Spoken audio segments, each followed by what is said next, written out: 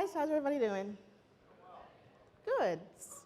Last regular session before the panel and best of, so I hope you guys are all like energetic and are all ready to pay attention. If not, I might have to come down there. I prefer not to, but it could happen. What I actually am going to teach you, though, is how to smack your Sass up. It's kind of appropriate I'm doing this right after Snook, and I do apologize if I repeat some of the things you said. Like, if that happens, feel free to zone out for a little bit and get back into it when it's relevant to you. Like I said, my name is Mina Markham. I am a front-end developer. That's my Twitter handle. I'm pretty much all over the internet, so if you're looking for me, you can find me at Mina Markham. I currently am a front-end developer for Hillary for America, which is Hillary Clinton's presidential campaign. It's a wonderful, wonderful opportunity. It's a lot of fun, and we are hiring, so if you want to potentially be a part of something historical, then hit me up later and talk to me about it. It's a cool time. I'm having a lot of fun. Last thing is that I really, really, really enjoy cupcakes. I feel like I should mention this every time because undoubtedly one person will bring me a cupcake later, so in the hopes that you guys feel generous, I will tell you that I really, really like cupcakes. Lastly, I'm sure you guys have heard this before, but be sure to vote for me for best of, or not if you don't think it's best of, whatever. But you can say hashtag SMACSS space 5 and Mina for VP, because that works fine for me. Actually, just do that right now, and then I'll just wait for you guys to finish. Okay, so I started on this journey of like modular architecture because I had a conversation with my boss that sounded something along the lines of this. I need you to give me 2 sites that demo that one thing we did for that one client like a while back. And I was like, okay, sure, I can do that for you, no problem. He's like, oh yeah, by the way, can you get to me in like 2 days? It's like, no, that's completely unreasonable. That's not even possible. He's like, well, what's the problem? You just change some CSS values and you change some fonts and like, that's it, right? Like CSS is easy. What's the big deal?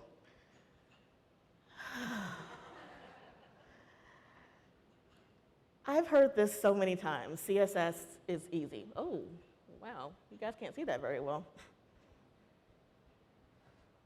That's weird. Anyway, CSS is easy. I've heard this many, many times. It's usually said to me by back-end developers who don't necessarily know CSS and just kind of are trampling over my styles and whatnot. And they're like, well, CSS is pretty easy. Like, anyone can write it, so like, what's the big deal? And they're half right. CSS is easy to write, but it's not easy to write very well. In fact, I think it's safe to say that CSS is kind of hard. Like, surprisingly hard. Like really, really hard sometimes. Because, no, you can't even see that. That's sad. Okay, because you have classes and IDs and tags, and like it looks one way in Chrome, another way in Firefox, and IDs all fuck you, and why the hell is the thing not styling? And you know what? Just go ahead and use important. Sometimes I think that CSS is, kind of bullshit. Oh crap, I'm having projector issues. Okay, sometimes I think that there is a better way, and that better way is modular CSS. Now, the purpose of modularizing our CSS is for it to become more flexible and scalable, but also to help it to become easier to maintain and easier to read. There's this great quote that Dave Rupert said, focusing on creating healthy front-end modules instead of creating complex pages can help break your complex page layouts into reusable solutions. So take, for example, this Apple page. This is not necessarily the home page of Apple. Instead, what it is a collection of modules that make up the home page of Apple.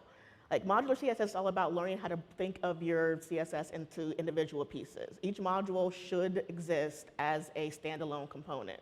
If it's done right, you should be able to move a module from different parts of the page or even in different pages themselves or possibly even different projects without it breaking. So according to Cole Sullivan, who was the creator of OOCSS, the qualities of a good component are that they are granular, meaning that they solve one problem and solve one problem really well. Now, what that particular thing that they solve or that problem is kind of open for interpretation, but whatever it is, they should solve it well. They should be flexible, which is that you need to define the known unknowns. You need to know how your module can possibly exist in things you don't know about. So usually that includes like the width and the height, which are dictated by the grid system and the content respectively. Oh. Next, it would be low specificity. Modules should pretty much exist on an evil level of specificity so that when they are on the same page together, they're not conflicting with each other and they're not trying to override each other. Next would be encapsulated.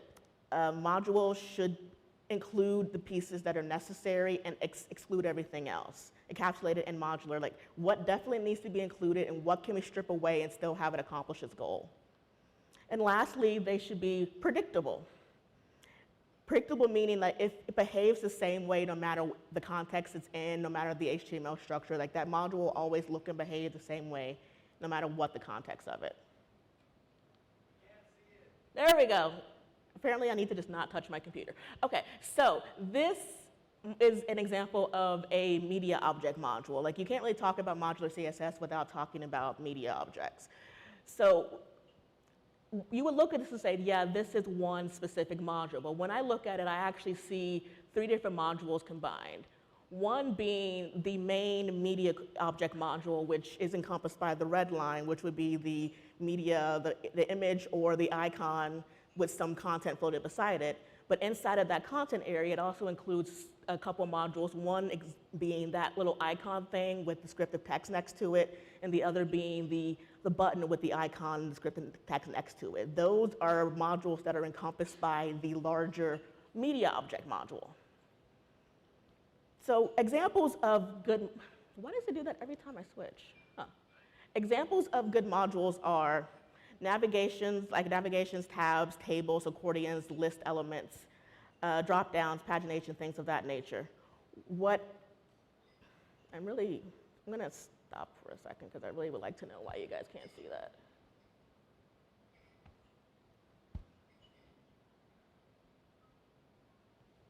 Sorry.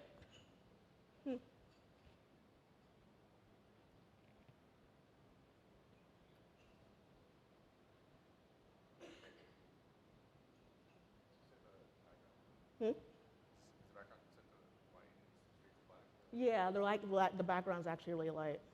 I think what I'll have to do is, yeah, I'll just do it that way instead. Okay. Yay, sorry guys, technology is hard. Okay. So anyway, as I was saying, some good examples of modules would be navigation, tabs, tables, accordion, things of that nature. And if this list looks familiar, it should, because basically you want to create what Dave Rupert calls tiny bootstraps. And by the way, I'll talk about the term module, pattern, and component pretty interchangeably, but what I mean is they all represent the same thing, which is an encapsulated group of styles. There are many different examples of methodologies you can go about using this: OOCSS, BEM, Atomic Design, ITCSS, but what I'm going to talk about briefly is SMACSS. SMACSS stands for Scalable and Modular Architecture for CSS, which if you were in the last session, I'm sure you are aware of. It was created by Jonathan Snook, who is sitting right there, so yay, hi John.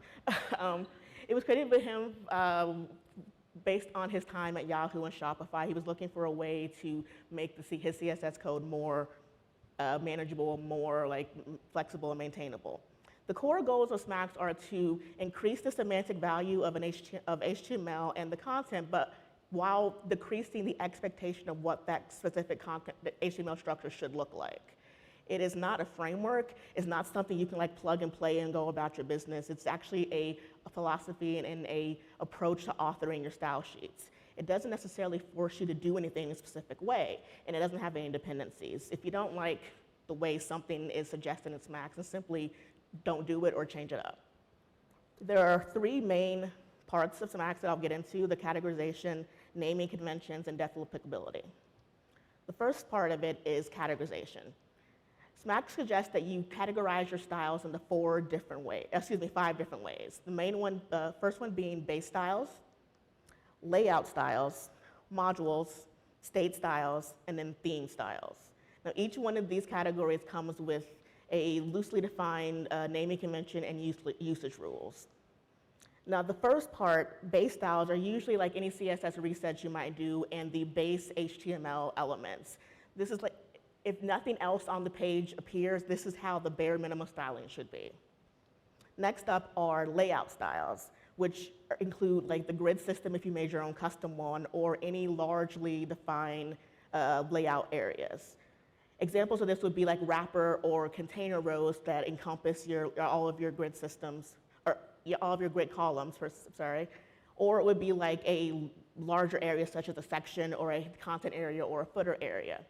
The key with defining layout rules is that you don't want to put any presentational rules in the layout rules. Like, you want to make sure it's just box model oriented type stuff. So like the width and the height if they're defined, the padding, the margin, or the positioning on the page. You want to leave things like colors and borders and out of that, because you want to put those more into the submodules. So going back to Apple, this would be how I would break down the layout areas. They have a larger head at the top, a main content area, a secondary or a side content area, and a footer area.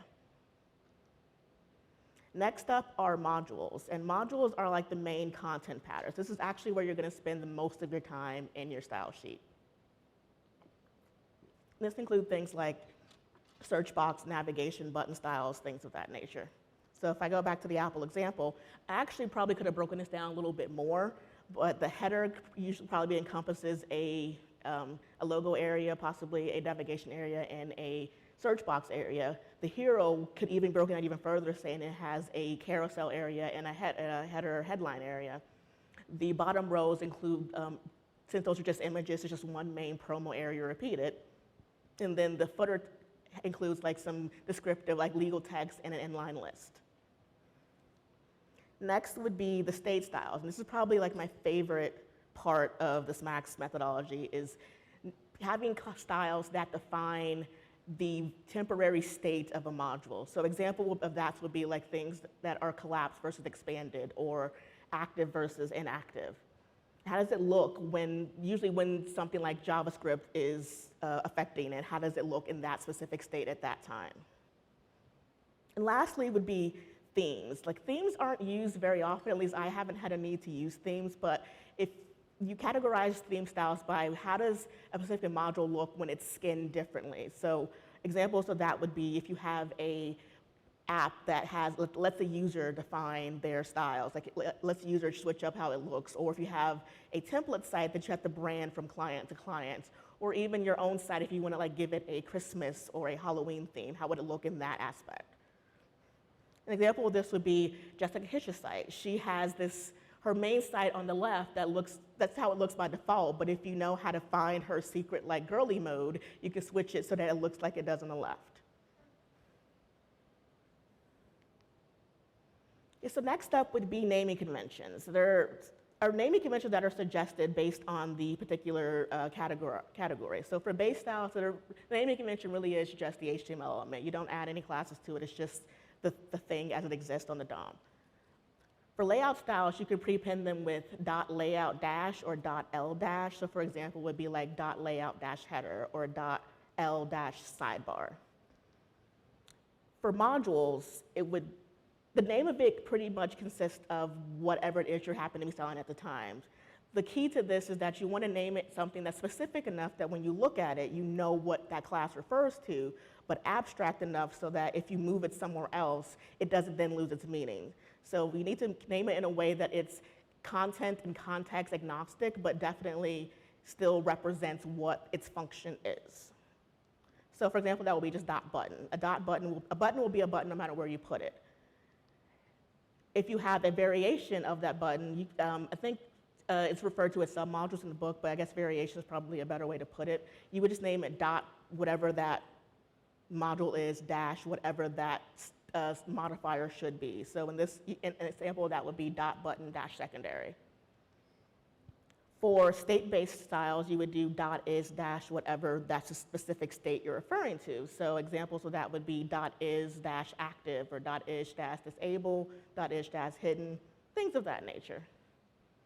And lastly, there's theming styles. I believe the book suggests that you do .theme dash whatever it is you're styling. So it'd be dash border or dash font or something like that. But I would suggest that there's a way that Sass can help you do that without having to add extra classes to your markup. So I'll talk about that in a little bit later.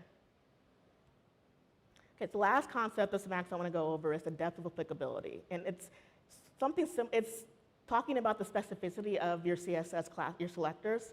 So for example, take this selector. This selector is really, really specific. If you look at it, you probably know exactly what the HTML is going to look like, which would look something like this. Now, since I'm talking about the anchor tag, this is probably about 10 generations deep. Every time you go deeper into the tree structure, you're adding a greater depth, you're adding a greater specificity. What this results in is that this exact DOM structure has to exist every single time you want to refer to that, otherwise your styles break. So this makes your code base really, really fragile, because everything has to be just so before it apply. Now, I have no idea why. Let me put a disclaimer and say I didn't make this up. This is actually something I wrote before I knew any better. I don't really know why I did it this way.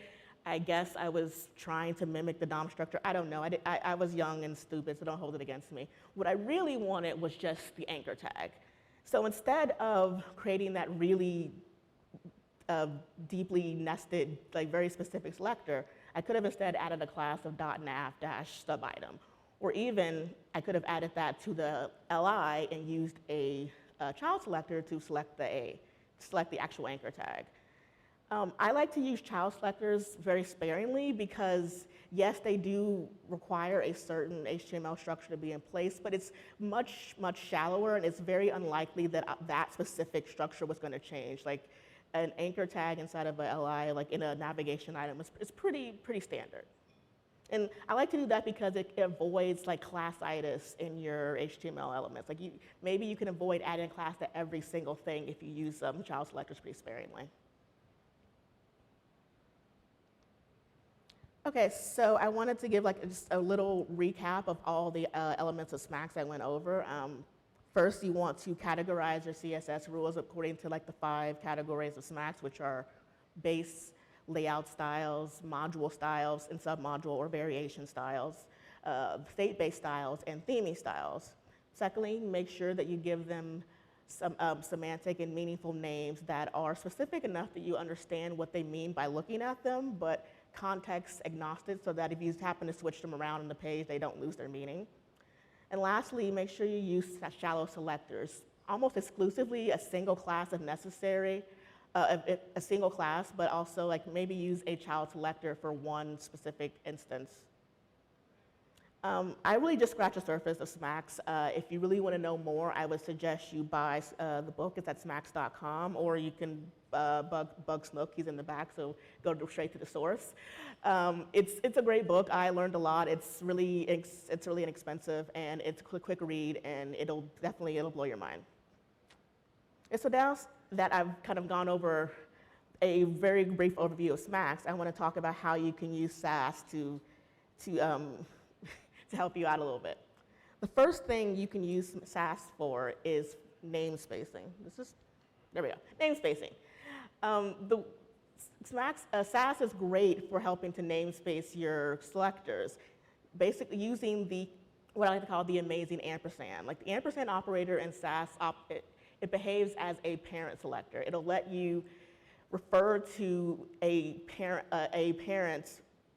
you refer to the parent element when you nest something underneath it, and it'll replace it later. It's basically a way to merge selectors together.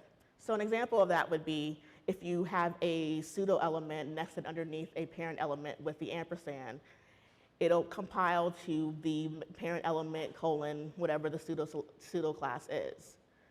You can also use it trailing, meaning if you do form ampersand nested underneath a button class, it will appear something like that in the compiled output.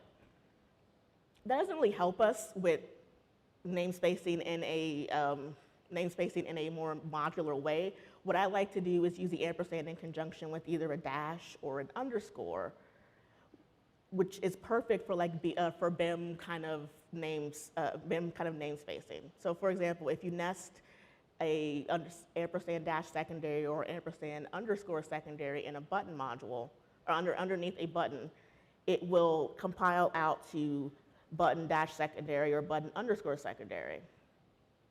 So I have to say a quick note about nesting. Generally speaking, you don't want to nest very deeply in Sass because that's how you end up with the very deeply, the very specific selector that I showed you before. You really want to follow the inception rule, which is you don't want to go more than 3 levels deep, with the exception of if you're using the ampersand selector. The ampersand allows you to nest as deeply as you would like because all it will do is add the strings together to create one class selector. So in this instance, you can nest a variation of button underneath the parent button and a variation of a secondary button with the icon, and what you will get is something along the lines of this. Button dash secondary and button dash secondary dash icon.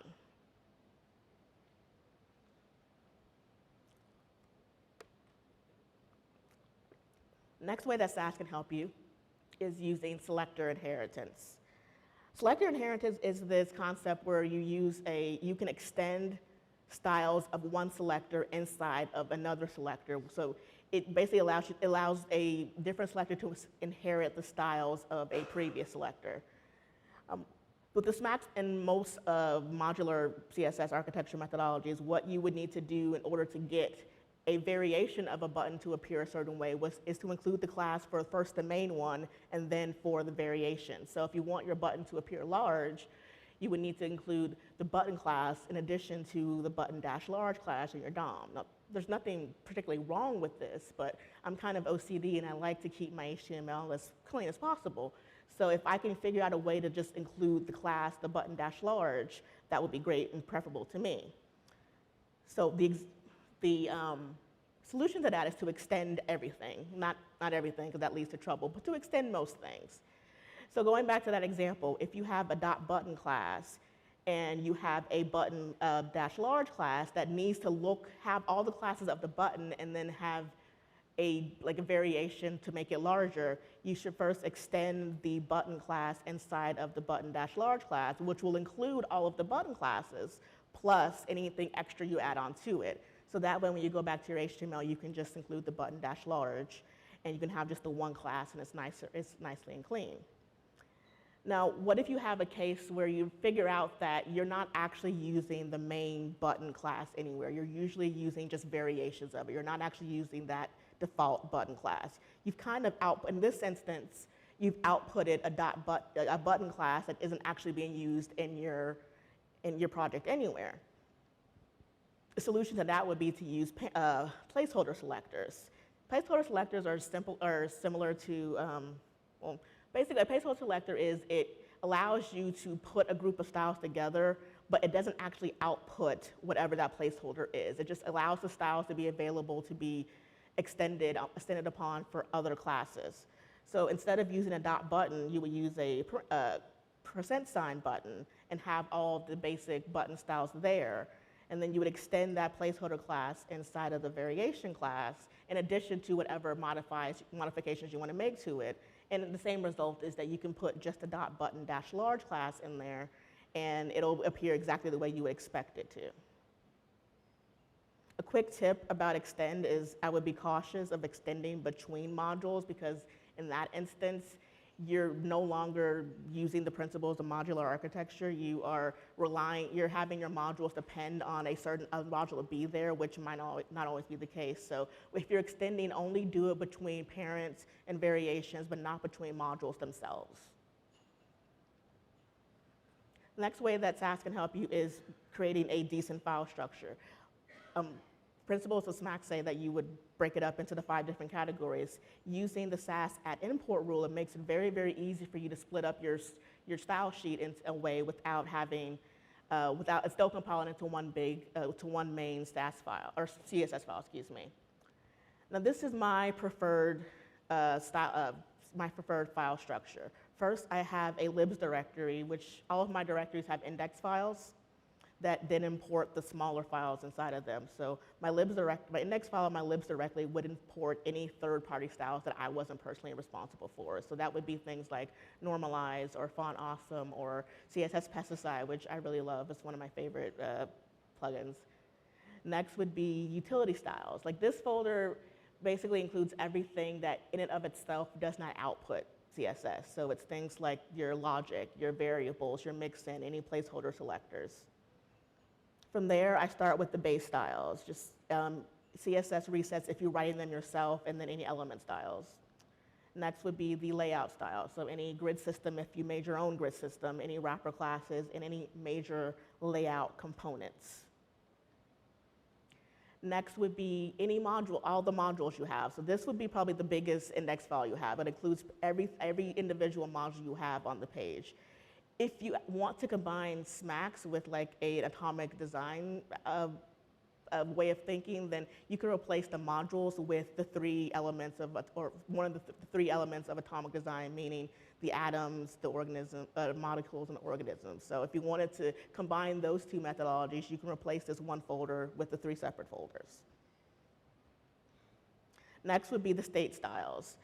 Here will be anything like visibility classes if you have them.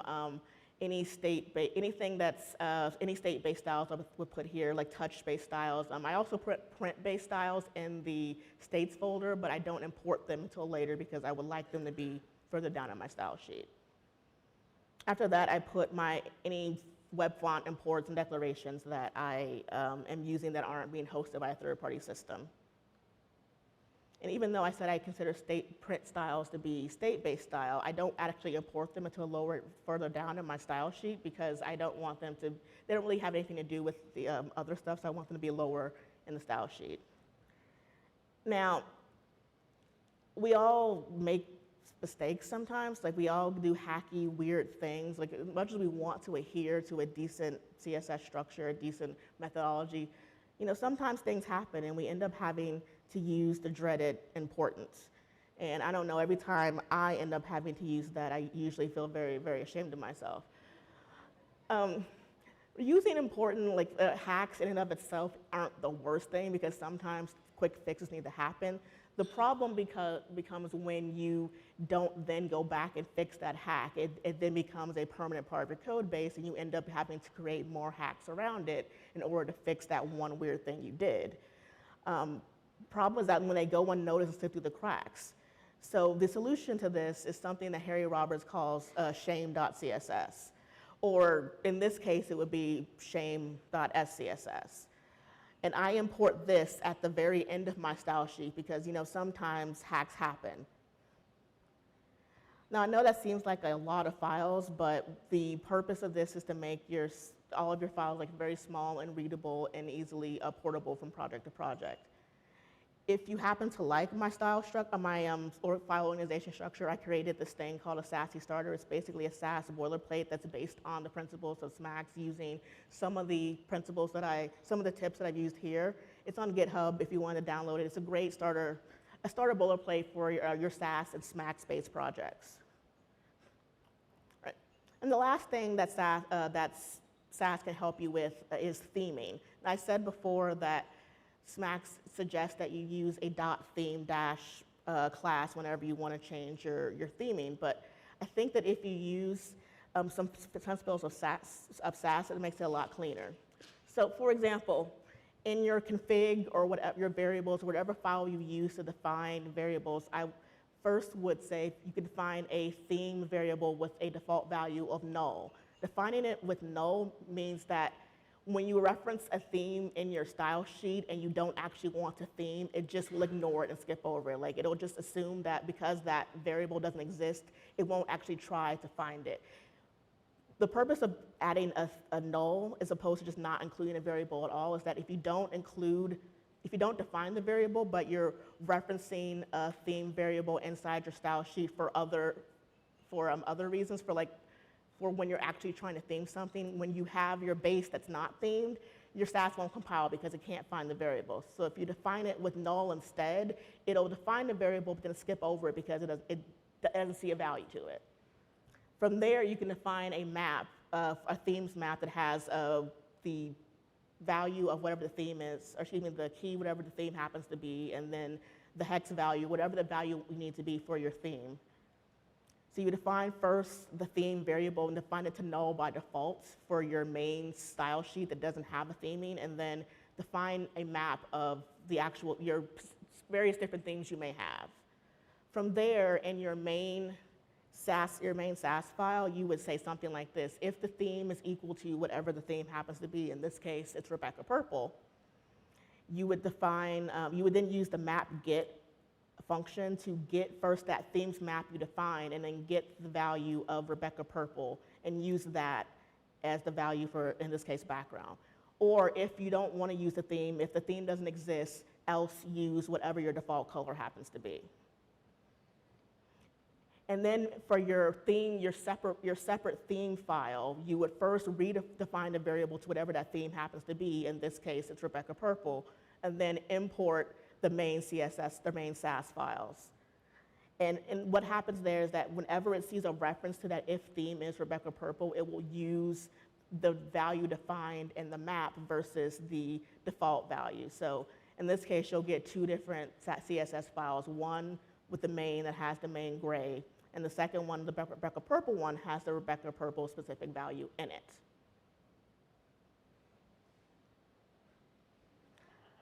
Okay, so I went over a bunch of stuff, and you're probably looking at me thinking, this all sounds well and good, but who has time to go over all of their styles and redo everything? Nobody has time to start from scratch. I'm in the middle of developing. How can I actually do any of this? And to that, I would say, okay, let's refactor. Let's go ahead and do a big refactor. Let's refactor all the things. And again, but have you seen my code base? I don't have time to go over all of this stuff. Like, how am I supposed to tackle all of this? Do I really need to refactor everything? Basically, just take baby steps. Take it slow. Extract modules that you might see. So example, just start with the navigation. Extract the navigation. Apply variables to it that you need to apply. Apply naming conventions. You categorize it and apply the different naming conventions that are necessary to that specific category, and then use nesting and parent selectors and extend. Like, start a module at a time and go from there. I actually did this myself. That horrible selector I showed you earlier, it was from one of my previous versions of my portfolio site, and I took that selector and I redid it using both SMACSS and Sass to see, to apply the principles to kind of see how they would help me. And the result of that was that before, that one specific navigation element was 161 lines of code. Afterwards, I was able to reduce it down to 97 lines of code. That's before I compressed it. So I saw a pretty decent, almost half of my styles were, half of my CSS was removed by using Sass and SMACSS in combination. So you can imagine if that's one specific module, how well that might work across your entire code base. Okay, so just to wrap everything up, I would suggest you guys get the SMACSS book. It's a great, great resource. I really learned a lot, and hopefully you learned a bit about how Sass can help you superpower SMACSS. And don't forget to vote. You can do hashtag #SMASH-space5. Mina is awesome. And I am happy to open it up for questions now.